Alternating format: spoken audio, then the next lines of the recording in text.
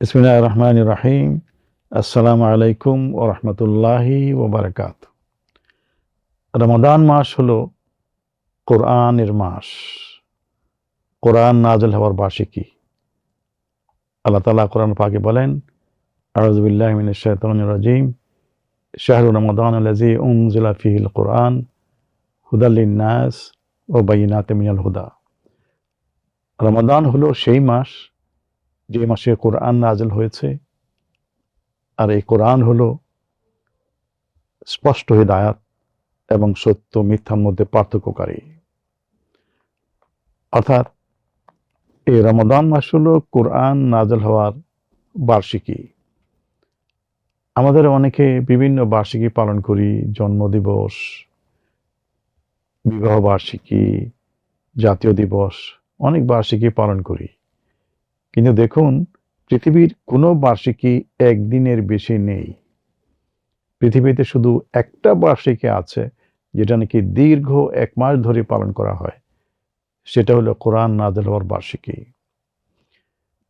তো কোরআন নাযিল হওয়াটা কেন এত গুরুত্বপূর্ণ যে 1 মাস ধরে এটা আমরা বার্ষিকী পালন করব?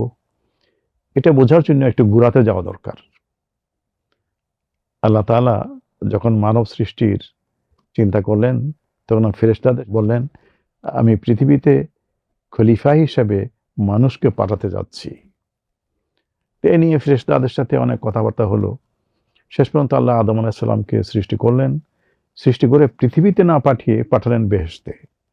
সেখানে একটা বিশেষ কোনো কায়দা করে আল্লাহ তাআলা আদম আলাইহিস সালামকে পৃথিবীতে পাঠালেন।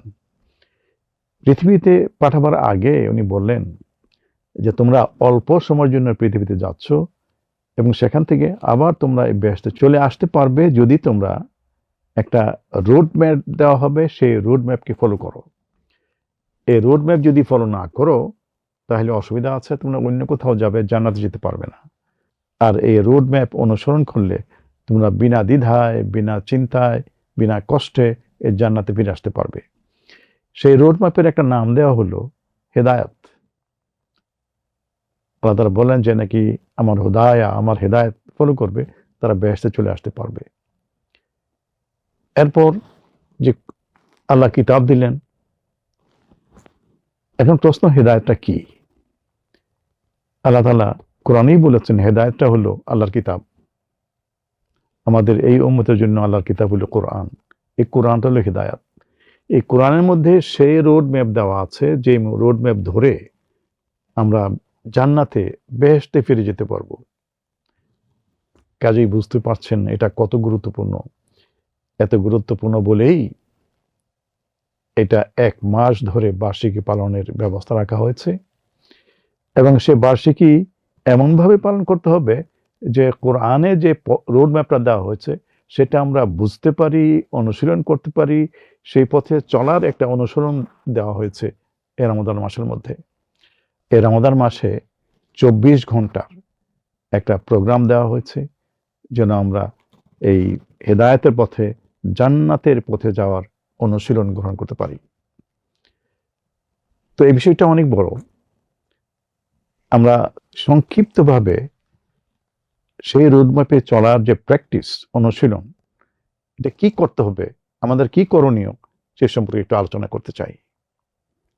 প্রথম কাজ হলো এই যে হিদায়াত, এই যে আল্লাহর কিতাব এবং জান্নাতে যাওয়ার রোডম্যাপ, সেটাকে গ্রহণ করা, ধারণ করা এবং কমিটমেন্ট দেওয়া যে আমি এটা গ্রহণ করলাম এবং এই কোরআনই পথে এবং কোরআনই জীবন ব্যবস্থা আমি অনুসরণ করব।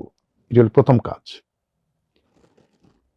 এরপরে হলো যে আল্লাহ তাআলা কোরআন পাকে বলেছেন, ওয়ারাত্তিলিল কুরআনা তারতিলা, তুমি কোরআনকে শুদ্ধভাবে তারতিলের সাথে তেলাওয়াত করো। তেলাওয়াত করাটাও গুরুত্বপূর্ণ। কাজে আমরা যারা শুদ্ধভাবে কোরআন তেলাওয়াত করতে পারি না, তারা যেন এই রমাদান মাসে একটু শিখে নেই অথবা শেখাটা শুরু করি। এরপরে কাজটা হলো, এই কোরআন শুধু তেলাওয়াত করার জন্য কিন্তু আসে নাই। কোরআন এসছে এটাকে বোঝা, অনুধাবন করা এবং অনুধাবন করে তা অনুসরণ করা এবং সেই কোরআনের পথে চলা। সেই জন্য কোরআন অর্থ বুঝতে হবে, চর্চা করতে হবে, অধ্যয়ন করতে হবে।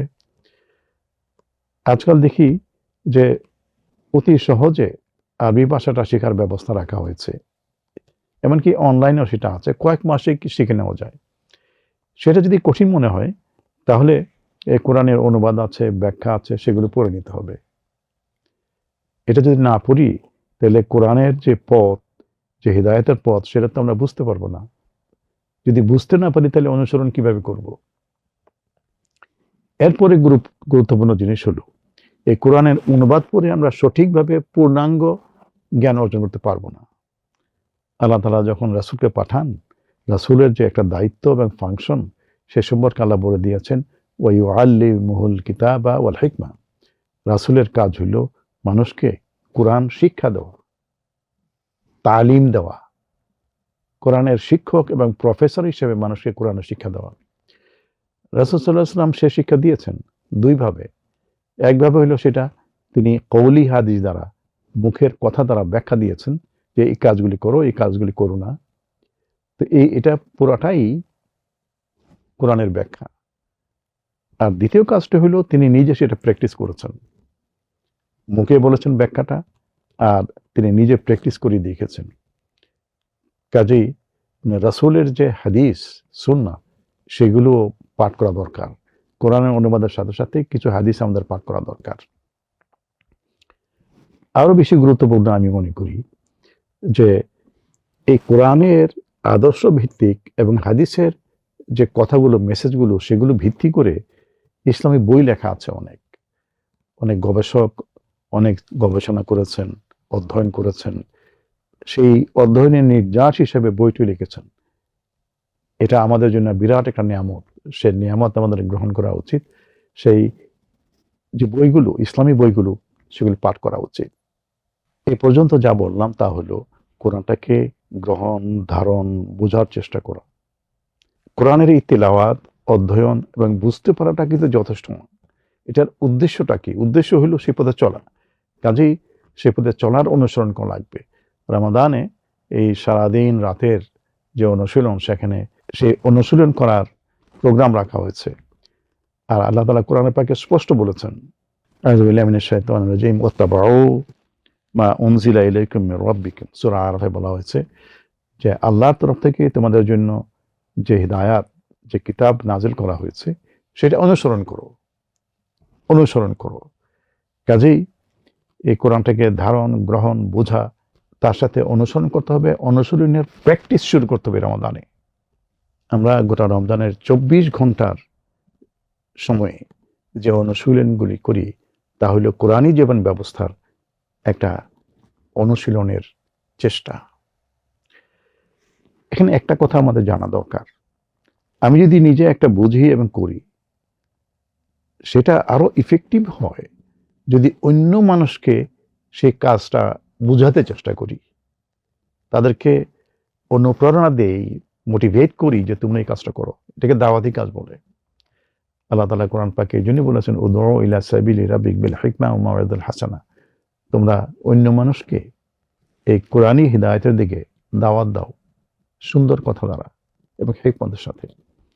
আপনি দেখবেন যে আপনি যদি অন্যকে কোরআনী একটা আদর্শ দিকে দাওয়াত দেন, তাহলে সেই জিনিসটা আপনার মনে অত্যন্ত গভীরভাবে গেঁথে যাবে।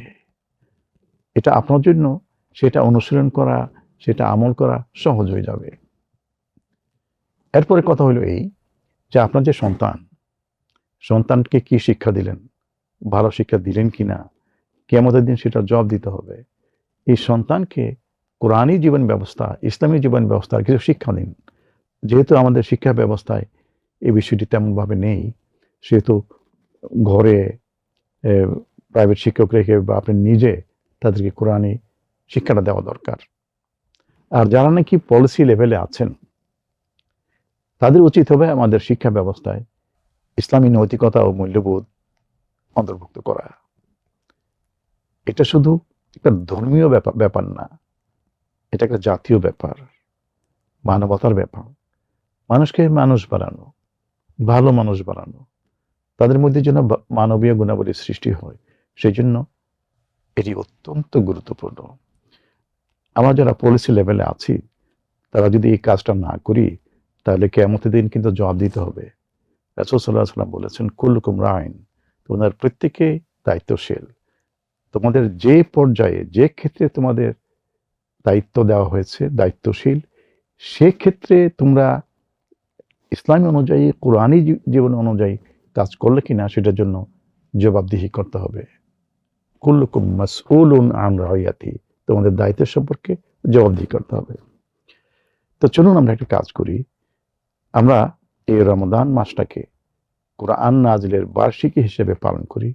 বার্ষিকী হিসেবে পালন করতে হলে কোরআন চর্চা, অধ্যয়ন, বুঝার চেষ্টা করা, অনুসরণ করা, অন্যকে বোঝানো এবং সমাজে কোরআনী জীবন ব্যবস্থাকে কায়েমের চেষ্টা করা, এটা হলো আমাদের দায়িত্ব। আমরা যদি এই কাজটা করতে পারি তাহলে এই কোরআন নাজিলের বার্ষিকী পালন করা সার্থক হবে। আল্লাহ আমাদেরকে সে তৌফিক দিন। আমিন।